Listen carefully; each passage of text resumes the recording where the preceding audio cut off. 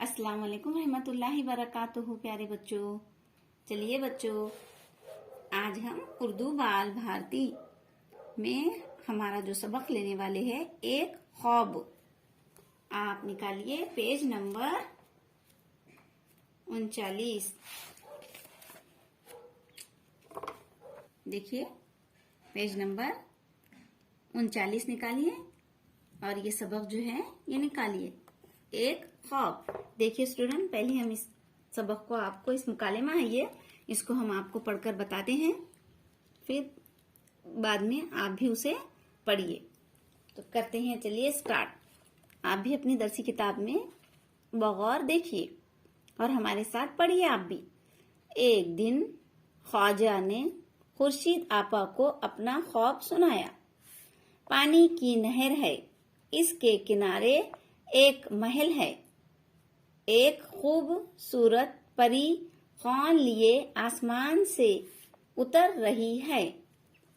خوان آم، انار، برفی اور گلاب جامن سے سجا ہے.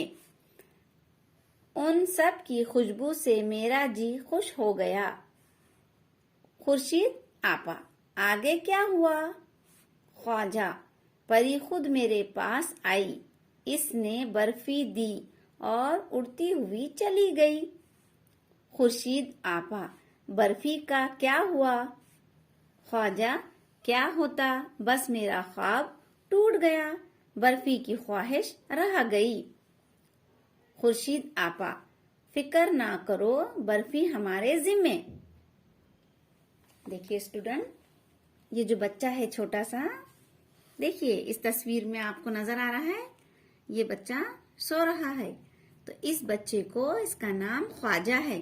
اسے خواب میں پری نظر آئی، جو خوان یعنی یہ جو پوری تش ہے، چھوٹی تھالی، تو اس میں انار، برفی، آم، گلاب جامن سے سجا کر لے کر آئی.